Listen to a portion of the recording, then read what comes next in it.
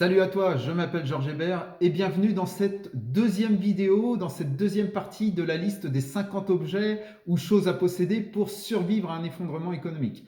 Alors, j'ai eu pas mal de commentaires par rapport à...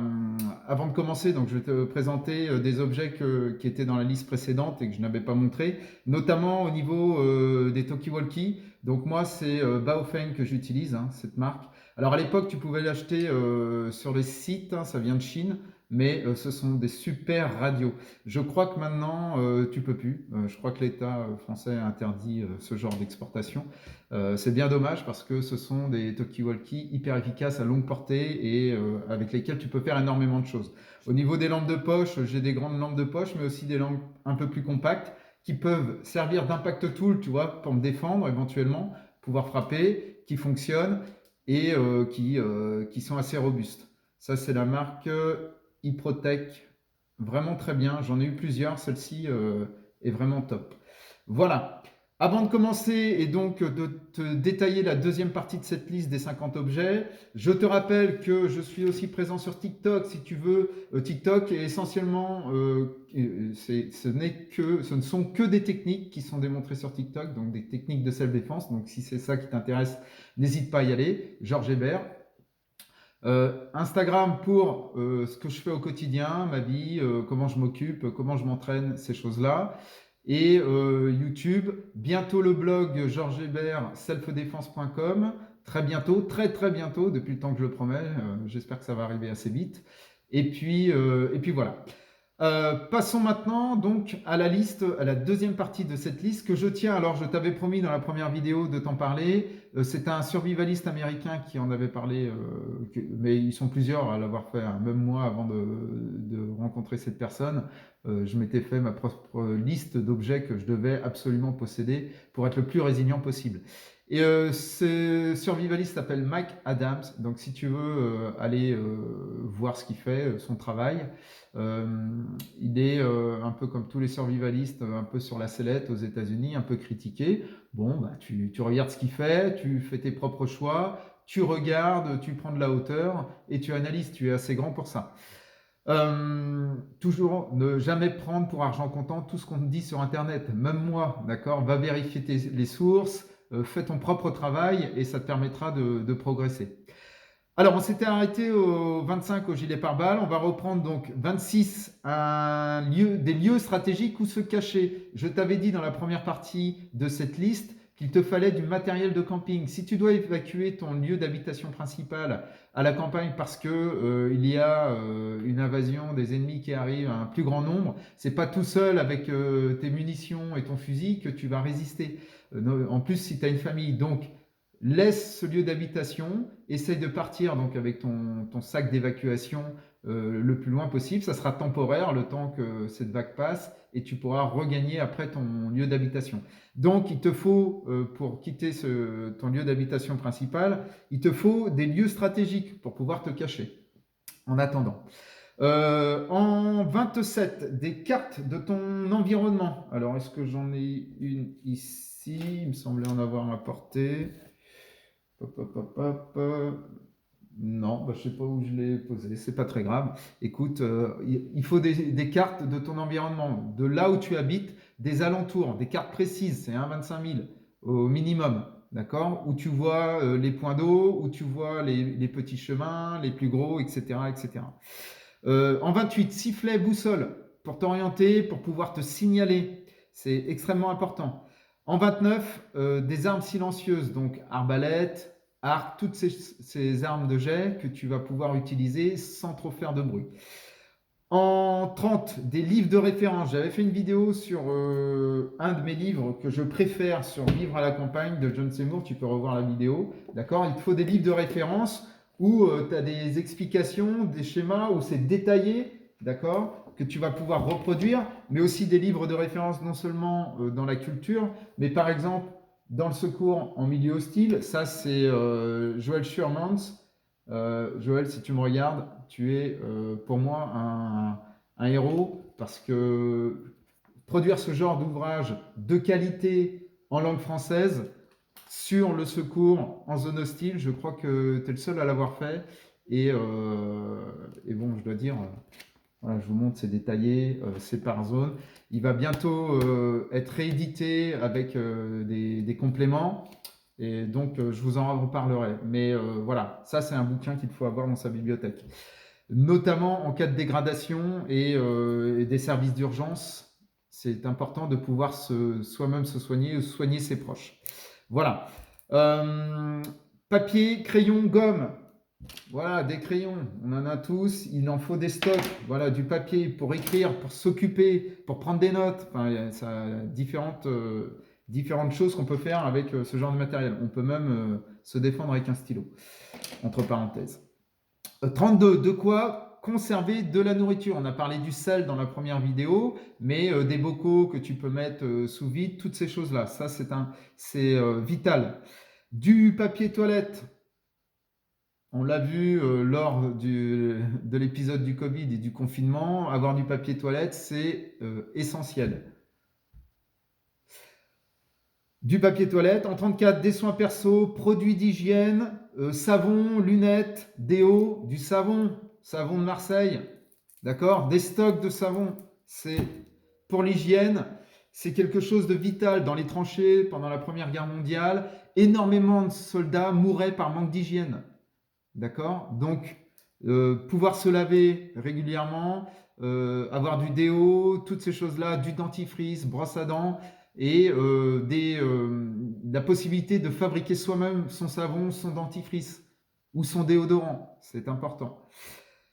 En 35, des vélos. Il vous faut des vélos pour vous déplacer. Le vélo, je t'avais parlé dans la vidéo sur ma BAD qui était en construction, que j'avais un vélo qui avait fait 2 fois Paris-Bretagne. Il faut des vélos, c'est increvable. Si ça crève, de quoi les réparer. Mais le vélo, ça tombera jamais en panne d'essence. Ça te permet de faire de grandes distances, de conserver ta santé et de faire de grandes distances en étant autonome. Donc vélo avec sacoche et pourquoi pas des remorques qui s'attachent, toutes ces choses-là. En 36, un poêle à bois. Parce que si l'électricité vient à manquer ou si il y a des problèmes d'approvisionnement, il va falloir de gaz par exemple, il va falloir que tu puisses te chauffer avec du bois qu'il y a autour de chez toi, sur ton terrain. Et pour ça, il te faut un poêle à bois et pas un poêle à granules. Tu vas pas aller commencer à fabriquer des granules. Tu n'as pas le temps. Il te faut un poêle à bois où tu vas pouvoir mettre tout ce qui est objet en bois, casser une chaise et la mettre dedans pour pouvoir te chauffer. En 37, des médicaments, donc en vente libre ou sous ordonnance, hein, on en avait parlé, antidiarrhéiques, toutes ces choses-là. En 38, électricité hors réseau, ça veut dire des panneaux solaires pour pouvoir alimenter tes batteries, pour pouvoir alimenter tous tes objets électriques, pour pouvoir recharger tes téléphones, pour pouvoir recharger tes talkie-walkie qui sont sur batterie. Voilà, tous ces systèmes doivent être présents. Tu dois les posséder dans ta résidence rurale. En 39, kit de couture, épingle à nourrice, ruban, épingle pour attacher ton linge sur les ficelles que tu auras en stock, hein, dont on a parlé dans la première liste. Du ruban adhésif, du scotch, du gros scotch, du duct tape, toutes ces choses qui vont pouvoir te permettre de bricoler, d'attacher des choses, de boucher des trous. En 40, des chaussures robustes, hein, et du matériel pour les réparer. Personnellement, j'ai des chaussures de l'armée, on est assez bien équipé maintenant. C'est des chaussures que je vais garder à vie, hein, j'en ai 2 paires. Voilà, il vous faut des chaussures de marche qui préservent vos chevilles et avec lesquelles vous pouvez faire des kilomètres en étant confortablement installé, c'est le cas de le dire.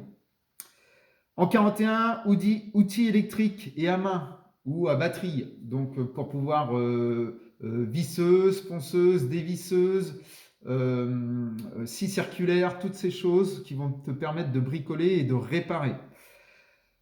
En 42, des récipients, sacs, seaux, tonneaux, tout ce qui peut conserver de l'eau ou recevoir de l'eau et tout ce qui peut aussi te permettre de transporter du matériel. Donc des sacs à dos robustes, il y a plusieurs marques hein, qui existent, Salomon, des marques un peu plus militaires, encore Dura.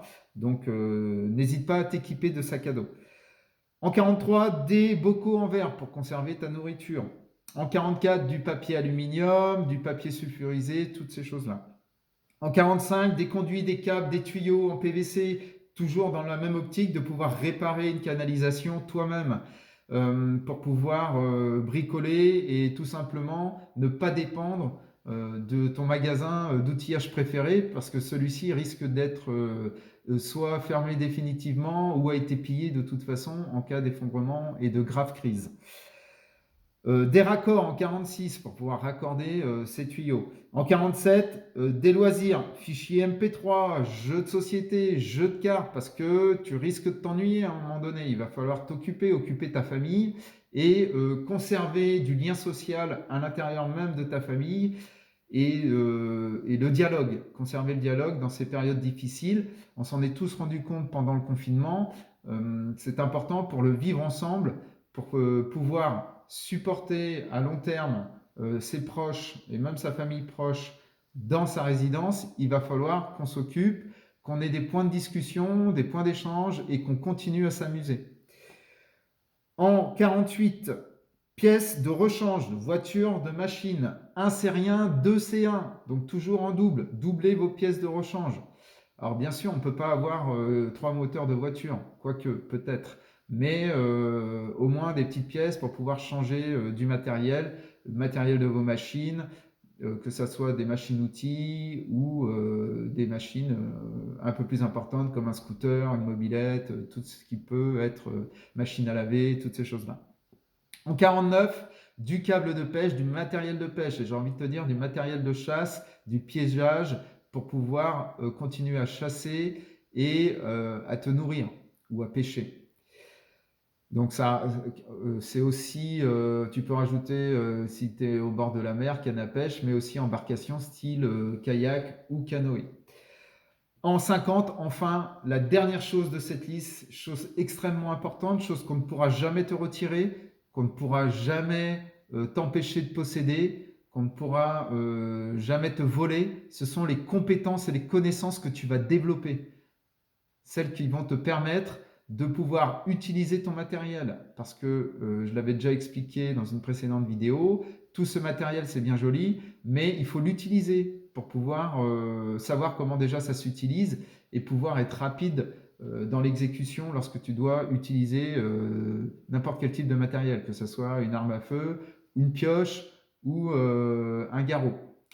Voilà, donc j'en ai fini avec cette liste. Si tu veux aller plus loin, sache que j'ai une newsletter qui est totalement offerte. Le lien est en description, tu t'inscris.